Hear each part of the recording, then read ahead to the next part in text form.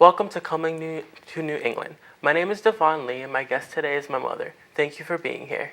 Thank you for having me. What is your full name? Tammy Lee Bodwin. When and where were you born? I was born in 1974 in a little town called Woonsocket, Rhode Island. How is the world different today from what it was when you were a child? The whole world is different. The places are different. The people are different. How we raise our children are different. It's not a peaceful place, happy, safe place anymore, but hopefully that we're building to that again. What was your schooling like? That is, like classes and stuff like that. And what was your favorite subject? Well, my favorite subject was social studies because I was the worst in math, absolute worst. Dyslexic with numbers to be exact. But I like social studies. I liked learning about the world and history. That was really, really important to me. And the school systems were very small, very compact. Teachers were hands-on, and it was a lovely environment to learn in. Anything else that really stood out to you in school?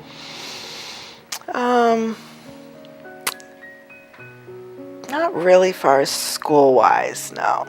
That's probably the best. Just the people, the teachers, and the growth that they gave you. What major illnesses or health problems do you remember having? Oh, well, I fought with seizures for a long time, till I was about 18 years old. It was very difficult. Made childhood very difficult when you don't always, know how your body is going to react to something. That was probably the hardest time. So having epilepsy as a child was difficult. And then I'd say probably about 18, I outgrew epilepsy. And, I've been doing very well since, but that would be that. Do you remember like a particular time that that was the scariest moment for you that happened?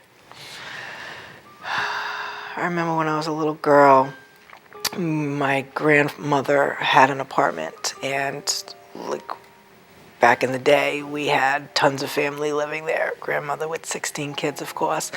And we had a huge fire, and it engulfed the entire building. Three floors, the entire building was completely gone. It was probably one of the most scariest moments of my life, probably to this day, having to get everybody out of a burning building and, being so young and losing everything. And you're already all living with grandma anyways, and you all had to start all over again. So it was rough.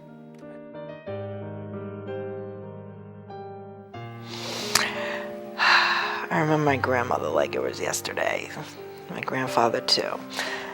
My grandmother was a very reserved woman. Stayed at home, took care of 16 children.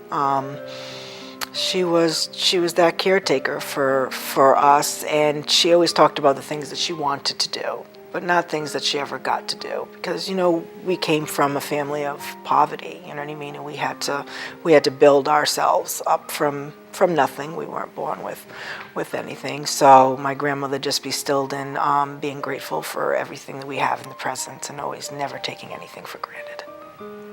Do you remember your great-grandparents at all? I remember my great-grandfather. He was an artist. Some of the greatest times of my young life were spent on the water in Warwick. Sundays were the day. You'd go out there, and he would paint some of the most beautiful murals of the water.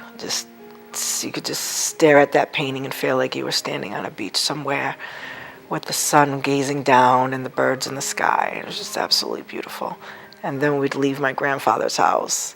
We would go to have ice cream, and then we would go sit at the airport in Warwick. They'd have these little parking spot areas, and we would just watch the airplanes take off right over the car. And it was very exhilarating experiences as a child. Who is the oldest person you can remember from your family when you were a child?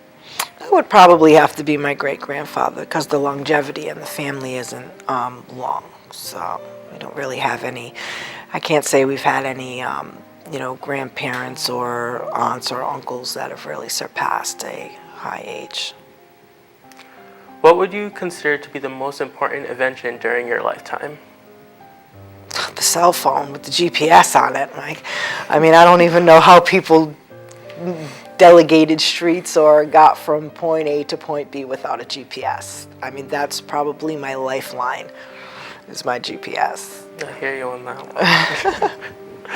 How is the world different now from when you were a child? You know, it's a harsher place to live. It's a difficult environment to try to raise, a family in. It's a difficult place to try to build good qualities in one when there's so many negative qualities in others. The opportunities, I feel, are not the same as, they were, a few years back when I was given opportunities and different things that I did in my time. I just don't feel like it's as even for people to get the jobs that they need to get, or to get to the systems or programs or other, things that they may need now than it was back then.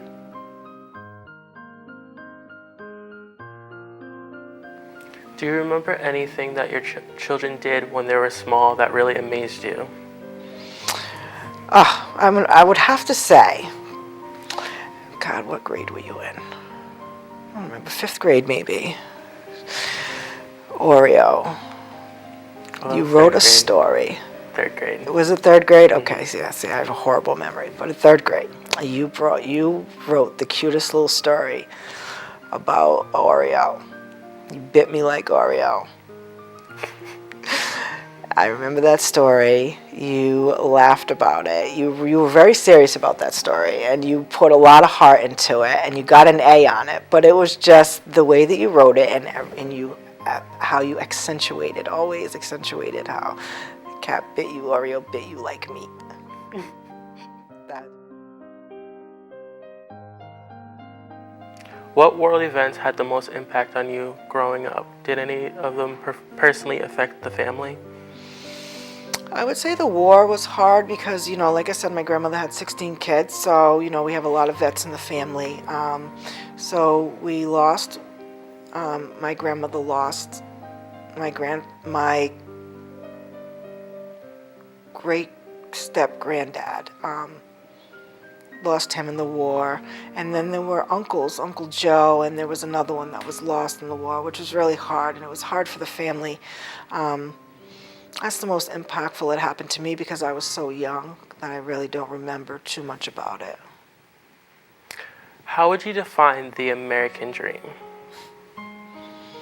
Everybody coming together, living as one, everybody having the same opportunities, being able to know the phrase that, I can reach for the stars and I can grab them, knowing that each and every person is equal and balanced and has the same rights, that everybody live with the same amount of dignity and equality.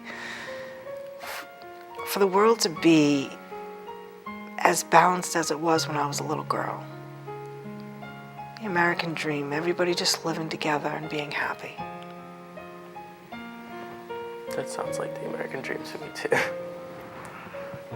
It has been my pleasure to interview you today. Thank you again for being here. This is Devon Lee, and you have been watching Coming to New England.